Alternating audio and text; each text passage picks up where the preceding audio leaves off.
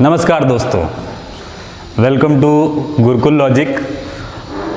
जैसा कि last day हम लोगों ने कुछ क्वेश्चंस डिस्कस किए थे कूलॉम्स लॉ से रिलेटेड। उन्हीं कूलॉम्स लॉ की क्वेश्चंस से रिलेटेड कुछ और क्वेश्चंस को मैं इंक्लूड कर लेता हूं।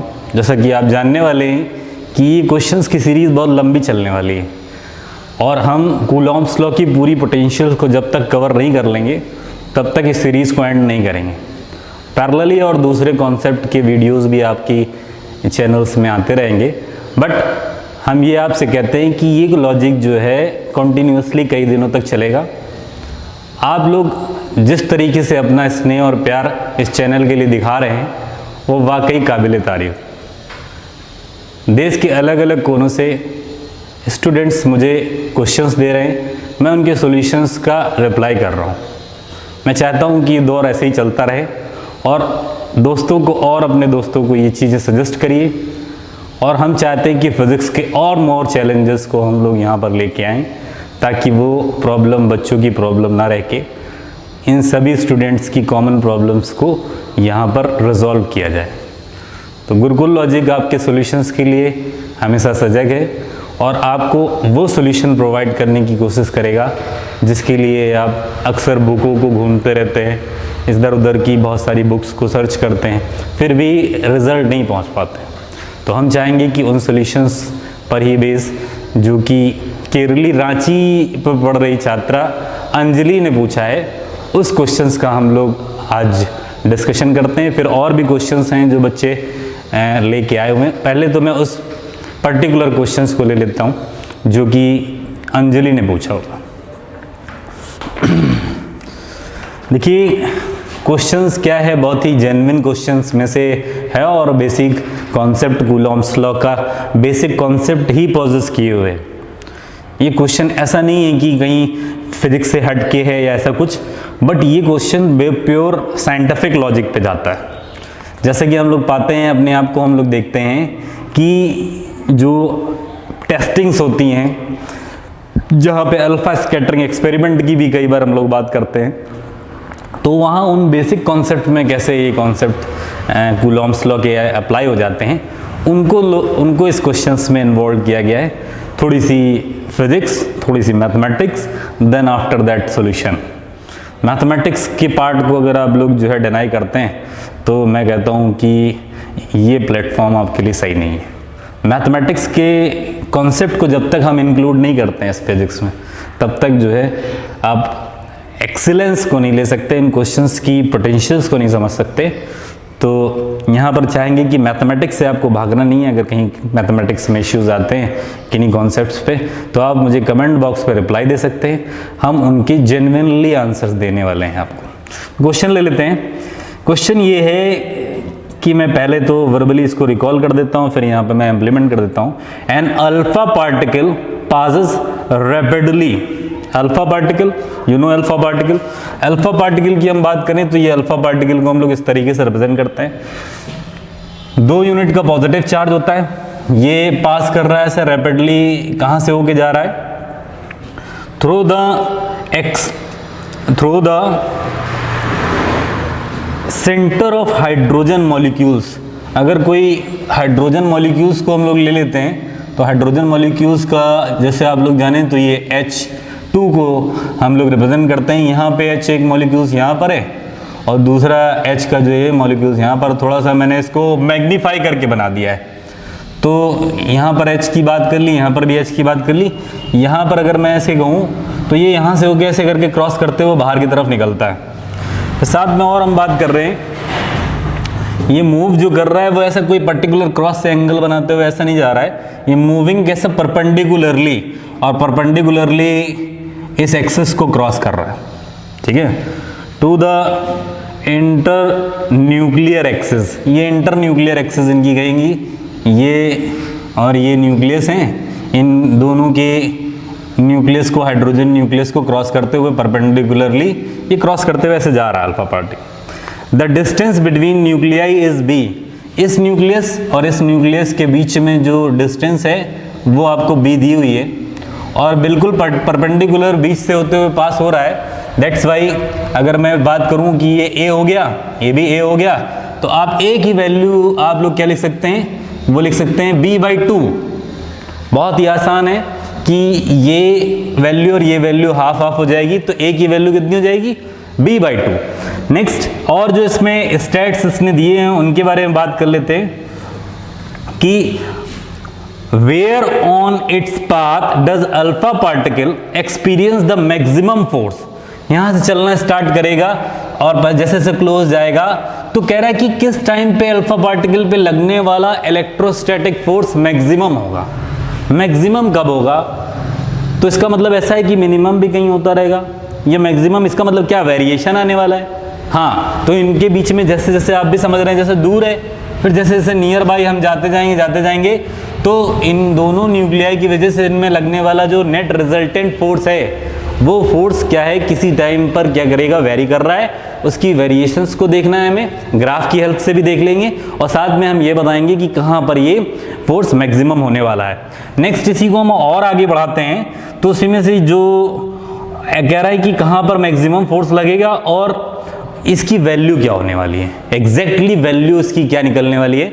तो हमें ये बताना है कि पोजीशंस बतानी है कि किन किन पॉइंट्स पर जो है एफ मैक्सिमम मिलने वाला है, और ये एक्स मैक्स एफ मैक्स जो है ना, एफ मैक्स की वैल्यू क्या आने वाली है, इसका बेसिक डिस्कशन यहाँ पर होने वाला है। तो जब ये अल्फा पार्टिकल ऐसे यहाँ से चल रहा था, तो पर्टिकुलर ये न्यूक्लियाई और ये न्यूक्लियाई इस अल्फा पार्टिकल पे जो लगाने वाले फोर्स हैं उनके बारे में बात कर लेते हैं। जबकि ये अल्फा पार्टिकल पर्टिकुलर इस एक्सिस से, जो ये परपेंडिकुलर एक्सिस है, इससे यहाँ पर मान लेते हैं कि एक्स डिस्टेंस पर है पर्टिकुलर इस लोकेशन पर, और इस लोकेशन पर क्या है कि ये न्यूक्लियस इस पर एक फोर्स अप्लाई कर रहा होगा। ऑब्वियस सी बात है, एक इलेक्ट्रोस्टैटिक फोर्स अप्लाई कर रहा होगा ये इस तरीके से, और ये वाला न्यूक्लियस भी इस पर एक क्या कर रहा होगा, इलेक्ट्रोस्टैटिक फोर्स अप्लाई कर रहा होगा। दोनों ही न्यूक्लियस इस पर क्या कर रहे होंगे, इलेक्ट्रोस्टैटिक फोर्स अप्लाई कर रहे होंगे, और ये इनकी जो डायरेक्शन है वो डायरेक्शन क्या है, इस तरीके से ये वैल्यू एफ आ रही है, और ये वाली वैल्यू भी जो यहाँ से निकलने वाली है ये भी एफ है। बट इससे कंफ्यूज मत होइएगा, जो एफ जो हमने लिख रहा है ये रिजल्टेंट का मैक्सिमम वैल्यू लगेगा, कब मैक्सिमम वैल्यू आने वाली है। ये न्यूक्लियस और ये न्यूक्लियस ये दोनों ही क्या कर रहे हैं, इस अल्फा पार्टिकल पर फोर्स लगा रहे हैं। और मैं अगर इसी एक्सिस को इस तरीके से और बढ़ा दूं, तो अगर मैं कहूं कि ये पर्टिकुलर एंगल अगर यहाँ पर हम लोग का थीटा बन रहा है, तो ये एंगल भी थीटा होगा, क्योंकि इस पर लगने वाले इसकी वजह से फोर्स और इसकी वजह से फोर्स, दोनों ही फोर्स इक्वल फोर्स होने वाले हैं, ठीक है ना। तो यहाँ पर जो लगने वाला फोर्स है वो क्या रहेगा, एफ और एफ हो जाएंगे। मैं अगर आपसे कहूँ कि इस टाइम पर ये अगर थीटा है, तो आगे अगर आप इसको अच्छे से समझ पाते हैं तो ये v वैल्यू थीटा होगी और ये वाली v वैल्यू थीटा होगी। इन केस कभी ऐसी जरूरत पड़ती है तो इसका इस्तेमाल कर लेंगे। ज्योमेट्री क्लियर है, अब आपके लिए कोई बड़ी डील नहीं है। अब आपको करना क्या है कि इस पर जो फोर्स हैं इनको क्या करिए कि आप हॉरिजॉन्टल कंपोनेंट और वर्टिकल कंपोनेंट्स में ब्रेक कर दिए। सिंपल, हॉरिजॉन्टल कंपोनेंट और वर्टिकल कंपोनेंट में जब हम ब्रेक करने चले तो f का अगर मैं हॉरिजॉन्टल कंपोनेंट यहाँ पे लूँ तो बच्चे जानते हैं कि f का पास में वैल्यू क्या होती है, f cos थीटा, और थीटा से दूर की वैल्यू यहाँ पर जब लिखते हैं तो ये क्या आती है, f sin थीटा। ये आप लोग को मैं 11th क्लास में आपको बड़े आराम से सिखा चुका हूँ। तो ये वाला तो फोर्स ब्रेक हो गया। ऐसे इस वाले फोर्स को अगर हम ब्रेक करने चलें तो इसका थीटा के पास में जो वैल्यू आने वाली है वो आने वाली है f cos थीटा, और जो थीटा से दूर जाने वाली वैल्यू है वो क्या आने वाली है, ये आने वाली है f sin थीटा। सो अब आप देख सकते हैं कि इस पॉइंट पर जो फोर्सेस लग रहे थे ये भी कैंसिल हो गया। अभी जो फोर्सेस लग रहे थे उनकी अगर मैं बात कर लेता हूँ प्रॉपरली, तो वो फोर्सेस कौन कौन से हैं। जो फोर्सेस हैं वो आपके सामने हैं। ये वाला फोर्स f sin थीटा और f cos थीटा में, ये sin थीटा वाले तो इक्वल और अपोजिट डायरेक्शन पे होने की वजह से कट जाने वाले हैं, और इन दोनों फोर्सेस का हो जाने वाला है एडिशन। तो जो फाइनल जो रिजल्टेंट फोर्स इस पे आ रहा है वह Fr की वैल्यू यूं कहें कि क्या आने वाली है, तो हम लोग लिखने वाले हैं 2f cos थीटा। क्लियर है, 2f cos थीटा क्लियर। अब हमको क्या 2 की वैल्यू रख देते हैं, f की वैल्यू रख देते हैं और cos थीटा की वैल्यू रख देते हैं, यहाँ से Fr मिल जाएगा।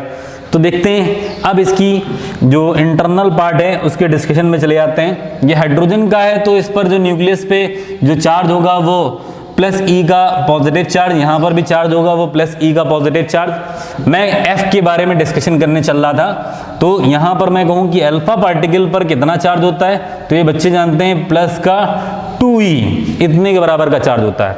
और ये न्यूक्लियस पर जो चार्ज होगा वो कितना होगा, वो होगा प्लस ई का।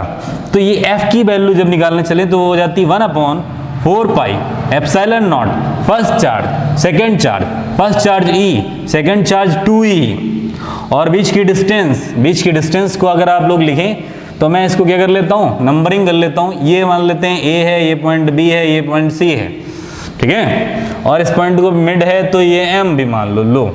अभी क्या करते हैं, बी और सी के बीच की डिस्टेंस की बात कर लेते हैं कि बी और सी के बीच की डिस्टेंस क्या होने वाली है, इसके बारे में थोड़ा सा डिस्कस कर लेते हैं कि बी और सी के बारे में क्या डिस्टेंस निकलेगी। तो बी सी की डिस्टेंस अगर निकालें, ये x है और ये a मान रखा है, तो ये पाइथागोरस थ्योरम से कितनी हो जाएगी, under root of x square plus a square, ठीक है ना, under root of x square plus a square. But हम लोग को करना क्या होता है, स्क्वायर करना होता है भाई। 1/4 pi epsilon not first charge second charge upon distance का स्क्वायर। ये f की वैल्यू आ गई। अगर मैं यहीं से कहूँ कि लगे हाथ भैया ऐसा है, cos थीटा भी बता दूं क्योंकि इसकी भी जरूरत पड़ने वाली है। तो cos थीटा की बात करें, ट्रायंगल को देखिए, तो ट्रायंगल में अगर मैं कहूँ कि थीटा है तो ये बेस और ये hypotenuse, base upon hypotenuse, x upon under root of hypotenuse की वैल्यू देखेंगे x square plus a square. अब देरी मत करिए, तुरंत वैल्यू रखिए, और एफ आर की वैल्यू कितनी आने वाली है 2, एफ की वैल्यू रखेंगे कितनी 1/4 pi epsilon not 2e square, 2e square. हम इसकी वैल्यू रखेंगे, इसकी वैल्यू रखेंगे, cos थीटा भी लगे हाथ यहीं पे दे देंगे। यहाँ पे देखिए cos थीटा की वैल्यू और f की वैल्यू दोनों ही यहाँ पर दे दी गई। तो यहाँ पर नीचे देखेंगे तो क्या है, under root x square plus a square की पावर 2 और यहाँ पावर 1, तो दोनों के ऊपर पावर कितनी हो गई भैया, under root x square plus a square की पावर कितनी हो गई 3। इसको अच्छे से देखिए, ये रूट का मतलब होता है पावर 1/2, तो ये क्या, इसको हम इस तरीके से लिख सकते हैं। आप सभी लोग मुझे बताइए, ये हो जाएगा कितना बेटा, 4e square 4 pi epsilon not, इसकी वैल्यू आने वाली है x square plus a square power 3/2, ठीक है। एफ आर की वैल्यू तक हम लोग पहुंच चुके हैं। अब इसकी वैल्यू जो है हमें बतानी थी कि क्या एग्जैक्ट वैल्यू आएगी, बट अभी भी हम लोग उस कंक्लूजन पे नहीं पहुंचे हैं। जो सोचे कि एफ आर निकाल लिया तो हम यहाँ पर कंक्लूजन पे पहुंच गए। अभी तो मैथमेटिक्स बाकी है, अभी तो केवल फिजिक्स शुरू हुई थी, और फिजिक्स के बाद अब जब मैथमेटिक्स लगेगी तो वो अपने कैसे इस क्वेश्चन के मतलब स्वरूप में एक बड़ा सा चेंजेस लाएगी, और कैसे बिल्कुल स्टेट्स को निकाल के आपके सामने रिप्रेजेंट करेगी कि आपको तब मजा आने वाली है। एफ आर की वैल्यू मैक्सिमम की बात करते हैं तो तुरंत आपके माइंड में क्लिक करता होगा कि एक कंडीशन मैथमेटिक्स में हुआ करती है मैक्सिमा मिनिमा की, जिसमें हम करते क्या हैं कि फंक्शन को डिफरेंशिएट करते हैं और उसका स्लोप जो निकालते हैं उसको इक्वल्स टू 0 कर देते हैं। Differential of the function is equals to 0, ऐसे कुछ कर के वैल्यू क्या निकालते हैं। अब उसमें से जो अननोन वैल्यू है इसकी वैल्यू निकाल लेते हैं, निकली हुई वैल्यू को उठा के फिर से इसी पर रख देंगे, एफ मैक्स पता चल जाएगा।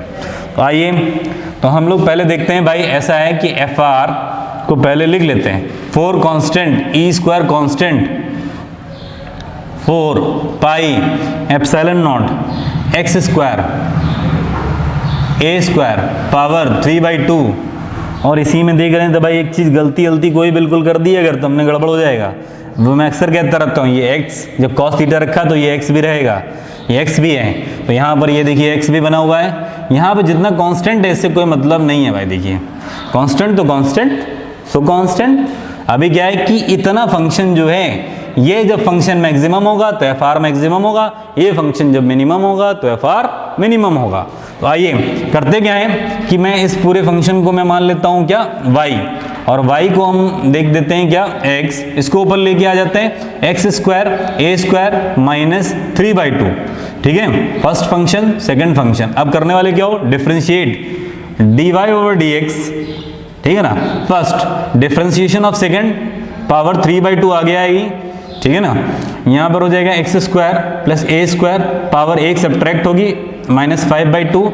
यहाँ पर वैल्यू, इसके बाद हम अंदर फंक्शन की पावर की डिफरेंशिएशन के बाद फंक्शन की डिफरेंशिएशन करते हैं तो ये आएगा 2x, और आगे वैल्यू ए स्क्वायर की वैल्यू 0। यहाँ पर आगे हम और चलते हैं, ये फर्स्ट फंक्शन सेकंड फंक्शन को अगर मैं डिफरेंशिएट करता हूँ, first differentiation of second plus second as it is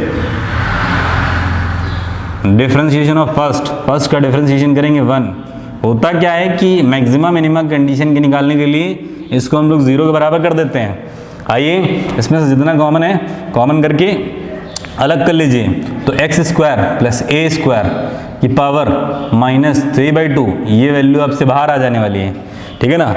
तो ये वैल्यू जैसे ही बाहर आने वाली है, इस वैल्यू के बाद मैं अगर बात करूं यहाँ पर 1, और यहाँ पर जो वैल्यू आपके पास आने वाली है तो 2 से 2 काट दीजिए, तो कितना आने वाला -3x स्क्वायर, ठीक है ना, -3x स्क्वायर, और साथ में इसमें और जो रहने वाला है x square plus a square, और जो पावर इसमें बचने वाली है, जब 3/2 आपने पावर इसमें से निकाली ली तो यहाँ पर जो बचने वाली वैल्यू है वो कितनी आने वाली है -1 की, इज इक्वल्स टू 0।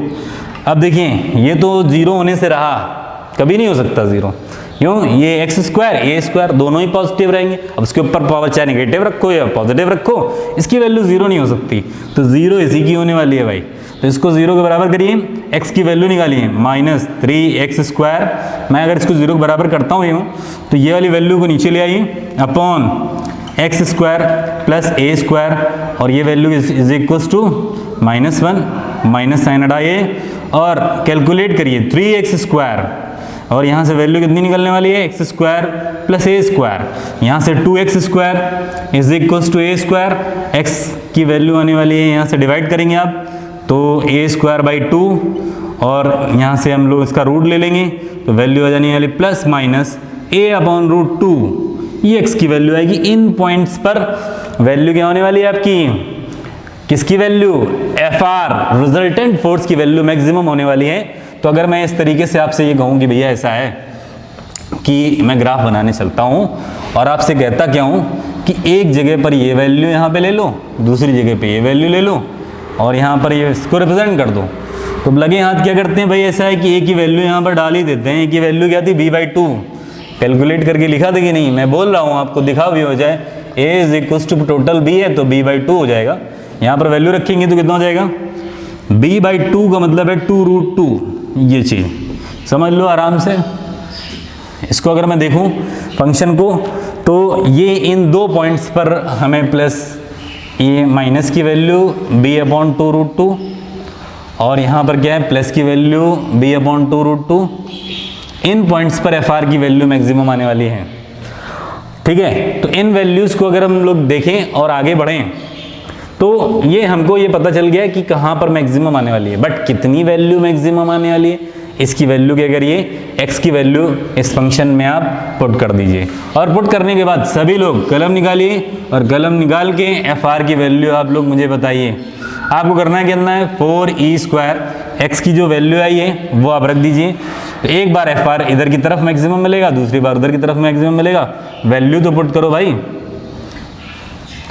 कितना प्लस का 2√2, और यहाँ पर भी देख लीजिए 4πε0, और यहाँ पर जो वैल्यू आने वाली है x की वैल्यू आप लगातार अगर डाल भी देते हैं तो b/2√2, और उसका होने वाला है अभी यहाँ पर स्क्वायर और प्लस a² और पावर 3/2। सॉल्व करिए, और FR की मैं एग्जैक्ट वैल्यू लिखने जा रहा हूँ जो आने वाली है, इसको आप सॉल्व करिए। सॉल्व करने के बाद जो रिजल्ट आ रहा है बताइए जरा, साथ में चलिए जरा इसको सॉल्व करिए, क्या रिजल्ट आ रहा है। रिजल्ट तो मैं इसको काट काट के फाइनल लिख ही दूंगा। देखिए FR की जो एग्जैक्ट वैल्यू आ रही है 8e² 3√3 πε0b², ठीक है, ये FR की मैक्सिमम वैल्यू हो गई, ठीक है।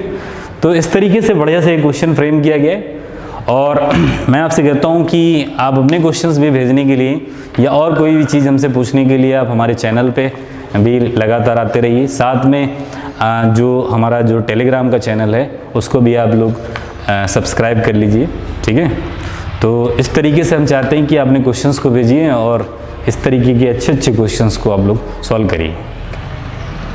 Thank you.